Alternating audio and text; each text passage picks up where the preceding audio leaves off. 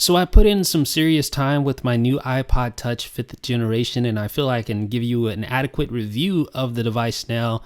And I'm going to spend the majority of this review talking about the build quality of the device. It is leaps and bounds above and beyond any previous iPod Touch iteration. This thing is really the best iPod Touch ever. The build quality is solid. You don't have that aluminum or that shiny metal back that scratches all up so easily as in times before. The device lays flat, although the camera does stick out about 0.44 millimeters, but it still lies relatively flat. You're not going to notice any rocking, for instance, when you sit it down on a flat table. Now, in these next shots, you can really see the machine lip of the iPod Touch. It's very similar to that of the iPhone 5, which gives you that jewelry-like feel.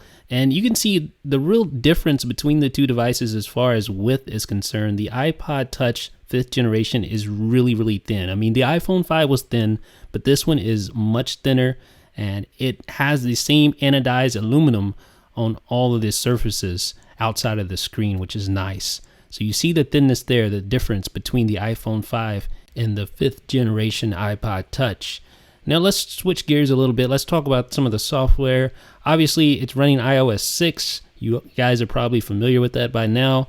The main, downside of iOS 6 is the new Maps app, which has received its own fair share of negativity. Another thing to mention here is that there is no ambient light sensor on the new iPod Touch 5th generation. You see, auto brightness isn't even a setting because there's no ambient light sensor there. So just keep that in mind. You have Siri, which is nice. This is the first device, iPod Touch, to have Siri. So that is really, really nice to have. That's worth an upgrade alone in many people's eyes. And let's do a quick benchmark test here of the iPod Touch 5th generation.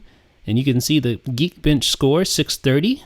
And it's a respectable, very, very similar to the iPhone 4S. This is basically the equivalent of the iPhone 4S. And of course, this is the second device to have the bigger 4-inch display, so that is nice. You can see how it compares right there with the Geekbench score, 630 for the iPod Touch 5th generation and 632 for the iPhone 4S. So very, very similar between those two.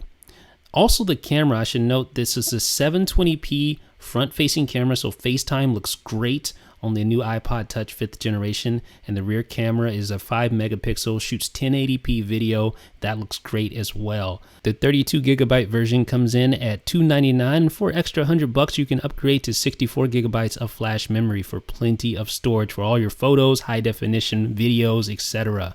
So what's the final consensus on the iPod Touch 5th generation? Well, let me tell you, this is the best iPod Touch ever, by a long shot. The screen quality for the first time actually matches this generation's iPhone, the iPhone 5, which is a feat in itself. No longer does it look like a forgotten knockoff of the iPhone. It looks like its own device. It's coming into its own. It has that little knob, the loop for the lanyard right there. The camera's great, 720p FaceTime. This is a solid effort by Apple. It has the processing power. It has the memory, 500 megabytes to perform well in pretty much any circumstance. This is the best iPod Touch yet. Let me know what you guys think in the comment section. This is Jeff with iDownload Blog.